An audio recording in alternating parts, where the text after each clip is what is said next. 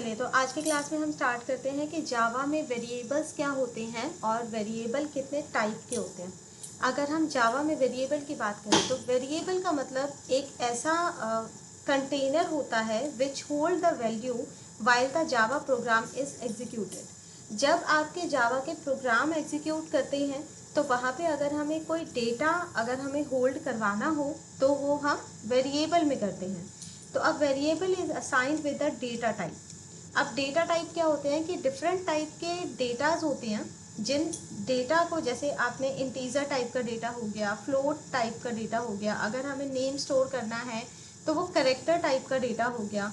तो different type के data type को जब हम स्टोर करते हैं तो उसी टाइप का हमें वेरिएबल चाहिए, जिस वेरिएबल के अंदर हमें डेटा स्टोर करना है। Variable is the name of the memory location. Variable क्या है? मेमोरी लोकेशन का नेम है। There are 3 type of variable in the Java: local, instance and static.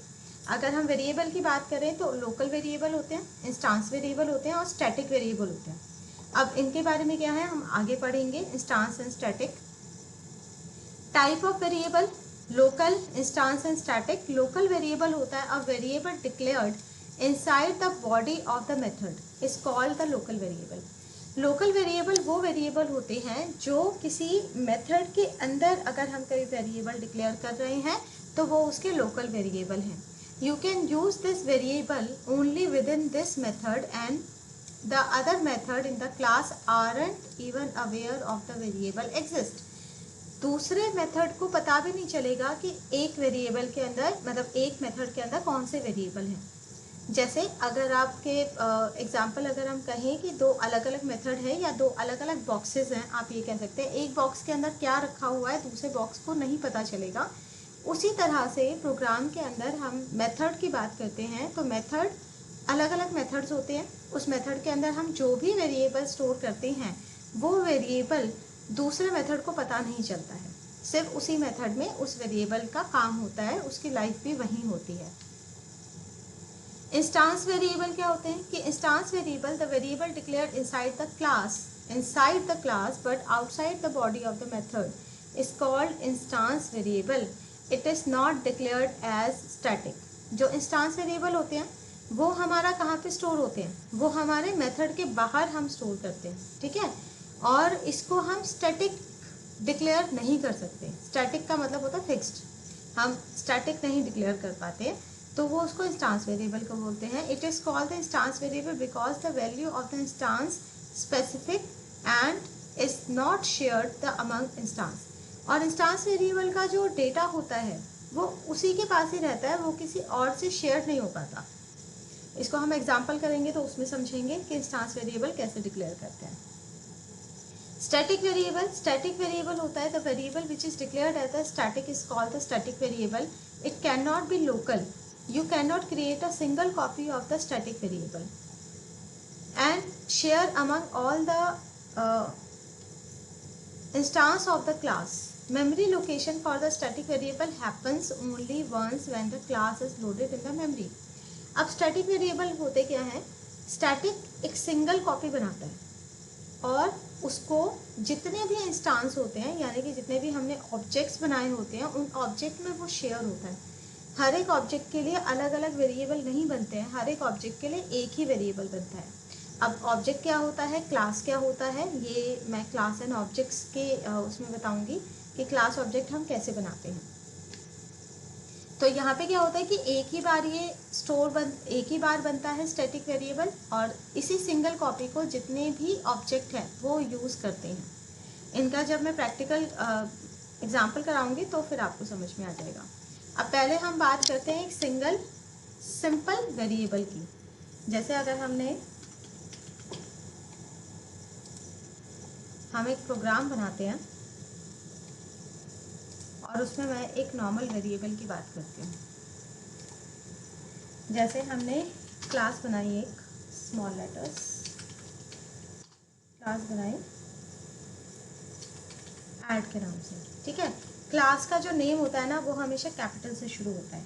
तो ऐड का हमने ए जो है वो कैपिटल कर दिया। ये इसका रूल होता है, मतलब कन्वेंशन होता है ये, जब भी हम क्लास का नाम देते हैं तो क्लास का नाम हमेशा कैपिटल लेटर से शुरू होता है और इसके अंदर हम एक मेथड बनाते हैं पब्लिक स्टैटिक वॉइड मेन, और इसके अंदर हम आर्गुमेंट पास करते हैं स्ट्रिंग का, स्ट्रिंग args एरे, और इसका हमने ब्लॉक बना दिया।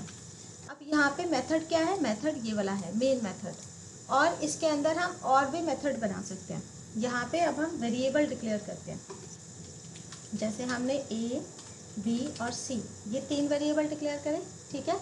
अब ये जो वेरिएबल डिक्लेयर करें इनको क्या बोला जाता है, इनको बोला जाता है लोकल वेरिएबल। ये लोकल वेरिएबल है जो सिर्फ इसी मेन मेथड के अंदर ही चलते हैं।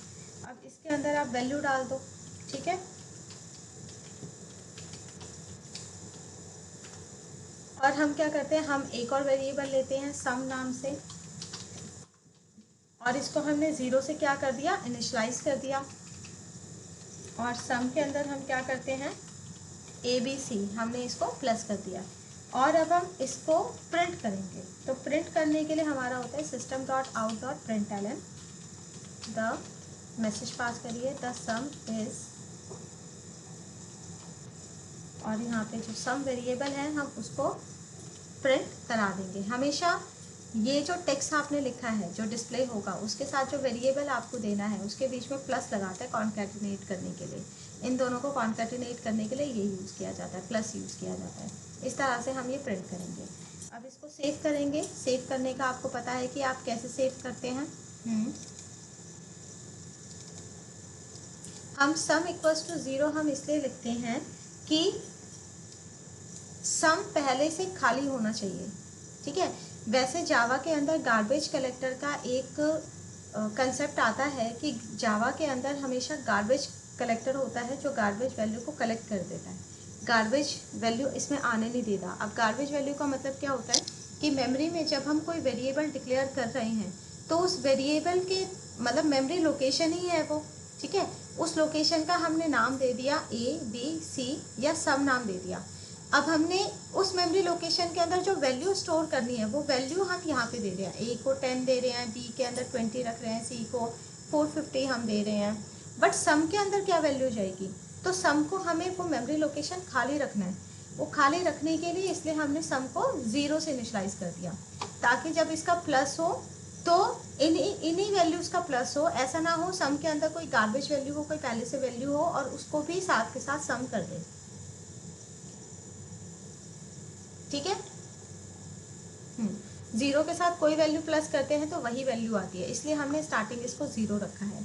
और अगर हम 0 नहीं भी रखते तो वैसे भी जावा के अंदर गार्बेज कलेक्टर एक इसका आप कह सकते हो प्रॉपर्टीज़ है कि गार्बेज कलेक्टर क्या करता है, अगर किसी वेरिएबल के अंदर कोई गार्बेज वैल्यू है या फिर कोई हमने ऑब्जेक्ट बना रखा है जो अनयूज्ड है तो उसको हमें गार्बेज कलेक्टर उसको फ्री कर देता है, मेमोरी फ्री कर देता है।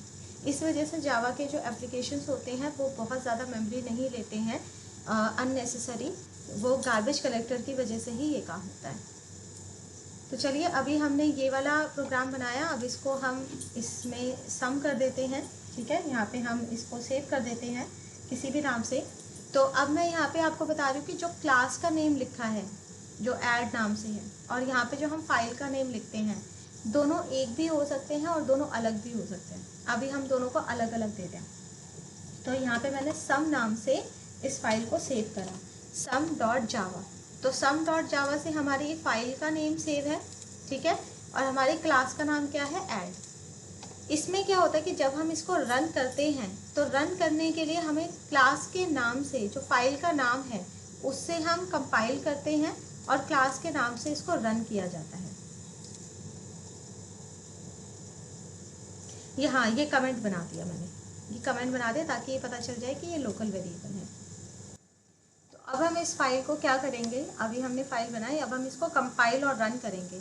अब कंपाइल और रन करने के लिए हम क्या करते हैं, इसमें कंपाइल और रन करने के लिए आप यहाँ पे CMD ओपन करें, ठीक है। CMD ओपन करके यहाँ पे जब हमें कंपाइल करना होता है तो मैं पहले आपको फोल्डर दिखा देती हूँ जिस फोल्डर में हमने ये फाइल बनाई है। तो D ड्राइव में ये जावा प्रोग्राम और यहाँ पे हमारा ये रहा, सम नाम से ये फाइल बनी हुई है, ठीक है। तो अब हमारी फाइल जब हम रन करते हैं तो सबसे पहले फाइल को हमें कंपाइल करना होता है। तो कंपाइल करने के लिए हमारा कमांड होता है javac. Javac is a compiler of Java, और कंपाइलर को हमें जावा की फ़ाइल देनी है। तो जावा की फ़ाइल का नाम है sum.java, ठीक है। तो sum.java लिख के एंटर करेंगे। तो अब इसने क्या बता दिया, फाइल नॉट फाउंड। फाइल इसलिए नहीं मिली क्योंकि हम उस लोकेशन पे नहीं हैं। हम किस लोकेशन पे हैं, सी ड्राइव यूज़र ESTC पे, बट हमारा जो फाइल बनी हुई है वो इस लोकेशन पे है। तो इस वजह से ये वाला एरर दे रहा है। जिसको भी अगर ये एरर मिल रहा है तो वो इसी वजह से है, वो उस लोकेशन पे नहीं है। तो इस एरर को सॉल्व करने के लिए आप क्या करें, यहाँ से CMD क्लोज करें और जिस लोकेशन पे आपकी फ़ाइल बनी हुई है वहाँ के एड्रेस बार में जाके CMD टाइप करें और एंटर कर दें। तो इससे उस लोकेशन की CMD मतलब उस लोकेशन पे आ जाते हैं। अब यहाँ पे जाके आप कंपाइल करें जावा सी sum.java एंटर। तो देखिए अब इसने कोई एरर नहीं दिया।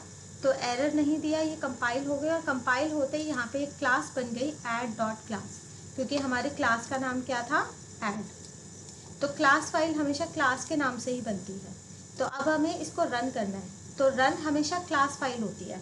रन करने के लिए जावा is a interpreter of Java, जो रन करेगा इसको, और इस पर हम क्लास का नाम देंगे capital A then DD add, बस। इसके बाद हमें कोई डॉट लगा के कोई एक्सटेंशन नहीं लगानी।